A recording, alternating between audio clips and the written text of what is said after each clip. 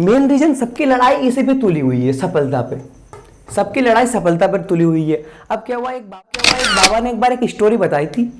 उस स्टोरी को मैं उस स्टोरी के आधार पे आपको बताऊंगा। तो उन्होंने बताया था कि जो पहले नंबर पे आते हैं साइंस वाले स्टूडेंट, जो फर्स्ट होते हैं, और सेकंड नंबर पे उन्होंने बताया था कॉमर्स वाले, थर्ड नंबर पे आर्ट वाले, और फोर्थ नंबर पे 10th पास जो 10th तक ही पढ़े हुए हैं, फिफ्थ नंबर पे जो बिल्कुल नहीं पढ़े। लेकिन ये राज उल्टा होता है। सफलता का राज क्या होता है? उल्टा होता है, इसके विपरीत होता है। सफलता ये नहीं कि इसी सीक्वेंस में चलेगी, इससे विपरीत होता है। अब देखो, जो साइंस वाले स्टूडेंट है वो इंजीनियर बनते हैं। अब जो वो तो पहले नंबर पे आए थे, दूसरे नंबर पे आते थे अपने कॉमर्स वाले, वो एमबीए, तो एमबीए के अंडर एमबीए करते हैं, एमबीए के अंडर में आता है इंजीनियर। थर्ड नंबर वाले वो और कमीने होते हैं, वो क्या करते हैं? कलेक्टर बनते हैं। अब कलेक्टर के अंडर में आते हैं एमबीए, उसके अंडर में इंजीनियर। अब फोर्थ नंबर के होते हैं वो और भी कमीने होते हैं, वो नेता बन जाते हैं, जो 10वीं पास होते हैं, 10वीं तक पढ़े हुए हैं। हम नेता के अंडर में क्या होता है? कलेक्टर भी आता है। बाकी सीक्वेंस यही है इनके पीछे। अब उसके बाद 5वें नंबर पे आते हैं, वो आते हैं बाबा बन जाते हैं, जो बिल्कुल नहीं पढ़े लिखे नहीं। हंसी तो आएगी, वो क्या है? बाबा बन जाते हैं। अब बाबा के अंडर में क्या नेता भी होता है, उसके अंडर में कलेक्टर, उसके अंडर में एमबीए, उसके अंडर में इंजीनियर। तो देखा ना आपने, सफलता का राज इधर से चला था, लेकिन सफलता का राज उल्टा हो गया। तो हम कभी किसी पे शक नहीं कर सकते। एक ही स्कूल कॉलेज लाइफ में हमने देखा है कि एक स्टूडेंट जैसे कि ये आगे निकल रहा है, भाई ये कि ये ज्यादा पढ़ रहा है, तो क्या पता वो वहां सफल था, वो आगे जाके असफल हो जाए, और जो वहां असफल था वो आगे जाके सफल हो जाए। कहते हैं कि जो बैक बेंचर होते हैं वही इतिहास रचते हैं। भाई वो उन्होंने काम किया तभी उन्होंने वो कहलाए। तो किसी पे शक नहीं किया जाता। जैसे कि हम एक बहुत सारे क्या है, अभी से गिल्टी फील करते हैं कि यार वो तो ज्यादा पढ़ता है, वो तो टॉपर था, तो वो निकाल लेगा, मैं उसके कंपेरिजन में कैसे बैठूं? नहीं, आपने देखा ना, एक जो ना पढ़ने वाला 5वें नंबर का था, वो बाबा बन के भी नेता लोगों को, कलेक्टर लोगों को इनको चला रहा है। चौथे नंबर का जो नेता बन के कलेक्टर को इनको चला रहा है। लेकिन ये चीज देखो रियल नहीं है कि मतलब सभी पे फॉलो हो। बाकी ये कि अधिकतर यही हो रहा है, अधिकतर यही हो रहा है। जो सीक्वेंस चल रहा है उसका उल्टा ही चल रहा है अभी, क्योंकि अभी यही चल रहा है, आप भी देख रहे हैं। तो इसलिए कभी भी जीवन में कभी भी ये नहीं सोचना चाहिए। एक एटीट्यूड बनाए रखो। लाइफ में अगर सक्सेस होना है तो एक एटीट्यूड बनाए रखो। ये वो वाला एटीट्यूड नहीं कि दूसरों को एटीट्यूड, घमंड वाला एटीट्यूड नहीं, एक अलग एटीट्यूड। एटीट्यूड क्या होता है? एटीट्यूड एक ऐसी वस्तु होती है जिसको दूसरों द्वारा प्रदान की गई, किसी को दूसरे द्वारा प्रदान की गई एक ऐसी रचनात्मक वस्तु होती है कि मतलब उसके द्वारा दूसरे ग्रहण कर रहे हैं, मतलब उसके आचरण को दूसरे ग्रहण कर रहे हैं। एटीट्यूड तभी तो आता है, मतलब लोगों को ऐसा अट्रैक्ट करो कि एटीट्यूड ऑटोमेटिक आ जाए। लेकिन वो एटीट्यूड दिखाने की जरूरत नहीं है आपको। एटीट्यूड ऐसा अट्रैक्ट करो लोगों को, एटीट्यूड अपने आप दिखता चला जाए, आप खुद नहीं दिखाओगे। तो एक जीवन में एटीट्यूड बनाओ। आप लाइफ में ये नहीं सोचो कि हम असफल हुए पहले तो अब कैसे सफल होंगे, वो पहले सफल हो गया वो अब सफल हो जाएगा, ऐसा कुछ नहीं है। वो सफल होता चला आ रहा है तो असफल भी हो सकता है, वो सफल भी हो सकता है।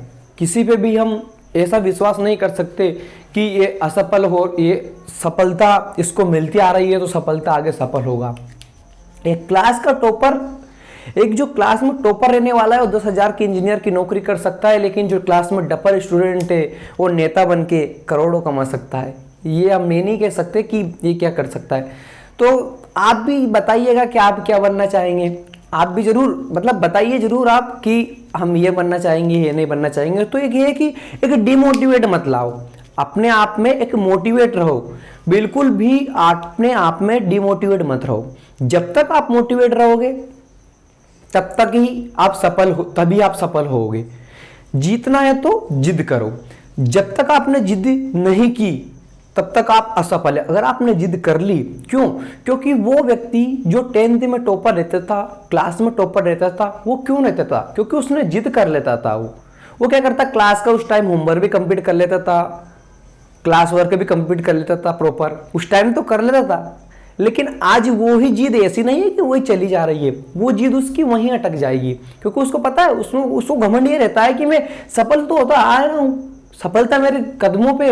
लेकिन ये मत देखना, सफलता को कभी भी कदमों पे ऐसा मत बोलो कि सफलता मेरे कदमों पे। देखो एक ना एक दिन सफलता कदम से सर पे भी आ सकती है, तो ये नहीं है कि सफलता आपके सामने हमेशा झुकेगी। सफलता के सामने आप झुकते चले जाओ, बस सफलता से जिद करो। अगर जिद करोगे तो सफलता आपकी जरूर सुनोगी। सफलता को एटीट्यूड मत दिखाओ। तो कभी भी जीवन में डिमोटिवेट ना रहे, ऐसा ना रहे कि मतलब वो अच्छा पढ़ने वाला, मैं बिना पढ़ने में अच्छा नहीं पढ़ता हूं। किसी का हम ये नहीं बता सकते कि ये क्या कर लेगा, लेकिन देखो उसके एटीट्यूड से, व्यक्ति के एटीट्यूड से वो बात पता लग जाती है कि व्यक्ति आगे किन चीज़ों में सफल होने वाला है। उस व्यक्ति के एटीट्यूड से आपको पता लग जाएगा कि व्यक्ति कहाँ और किन चीज़ों में सफल होने वाला है। तो आपने बाबा का सीक्वेंस था वो देख लिया, बाबा ने जो सीक्वेंस बताया था कि 5 तरह के स्टूडेंट, यानी कि 5 तरह के लाइफ में सफल होने के लिए 5 तरह के लोग होते हैं।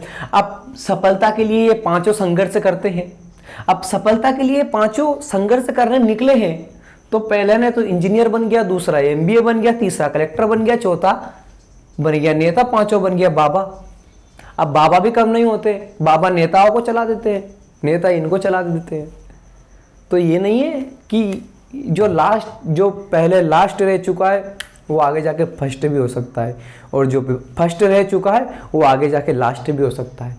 ये हम नहीं कर सकते। इंजीनियर भी 10,000 की नौकरी कर रहा है, ये नहीं। ये मैं इसलिए बोल रहा हूँ कि कुछ लोग क्या करते हैं, बेचारों को कुछ बहुत को डिमोटिवेट कर देते हैं। घर से भी बहुत सारे ने मेरे को बताया है कि भाई हमारे मतलब यहाँ से इतने से % आ रहे हैं, हम पढ़ने में ये नहीं थे, लेकिन उसके तो 90 थे, उसको भी वहाँ भेजे, लेकिन घर वाले बोल रहे हैं कि जब उसके इतने % थे और तेरे इतने % थे तो तू कैसे निकाल पाएगा, तू कैसे कर पाएगा, और वो तो कर लेगा, उससे कंपेरिजन मिले। नहीं नहीं, देखो ना, जो बिल्कुल नहीं पढ़ा वो बाबा आगे निकल तो गया। आज पीछे से देख लो, 10वीं तक पढ़ा वो नेता बन के निकल गया, उसके बाद 8 वाले देख लो कलेक्टर बन के तुमको चला रहा है। तो ऐसा नहीं है कि उसके साथ उसको कॉम्प्रोमाइज, बिल्कुल भी कंपेयर नहीं करना। कभी भी पेरेंट्स को किसी के बच्चे से कंपेयर नहीं करना चाहिए, कभी भी बच्चे को किसी के पेरेंट्स से, अपने पेरेंट्स से कंपेयर नहीं करना चाहिए। कभी भी लाइफ में अपने बच्चों को दूसरे बच्चों से कंपेयर ना करें, और अपने पापा मम्मी को दूसरे के पापा मम्मी से कंपेयर ना करें।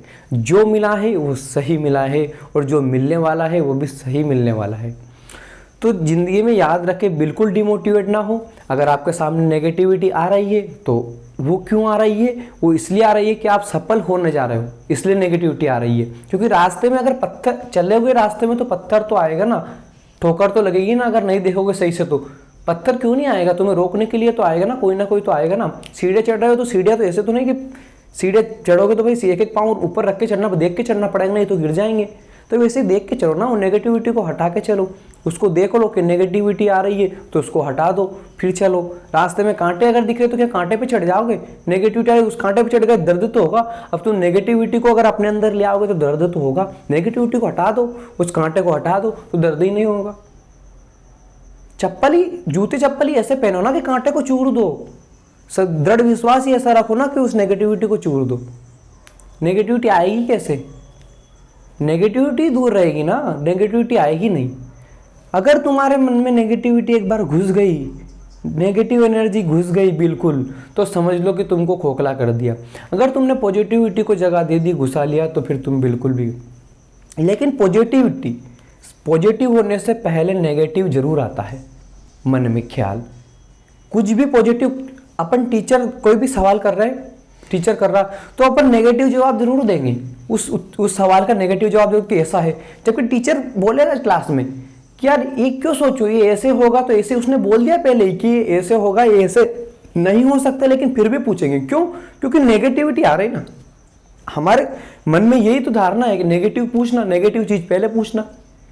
तो अगर ये चीज अगर बनाई रखी कि नेगेटिविटी बनाए रखी, आपने नेगेटिव पूछना बनाए रखा, तो वो जरूर आपको खोखला करेगी। लेकिन ये याद रखना, ये चीज जरूर आपको एक दिन खोखला करेगी। आप बोल रहे हैं कि बहुत बोलते हैं टेस्ट में नंबर नहीं आते, टेस्ट में अरे भाई नहीं आते तो सही नहीं आते, तो कोई बात नहीं ना, वो मोटिवेशन कर रहा है अपने आप में कि आगे तुम सही करो, तुम गलत जा रहे हो, तुम सुधरने के लिए तो नहीं आ रहा है। अगर नंबर आते चले जाएंगे तो घमंड में चूर होकर आगे निकल जाओगे ना, तभी तो आप सुधारोगे गलतियाँ।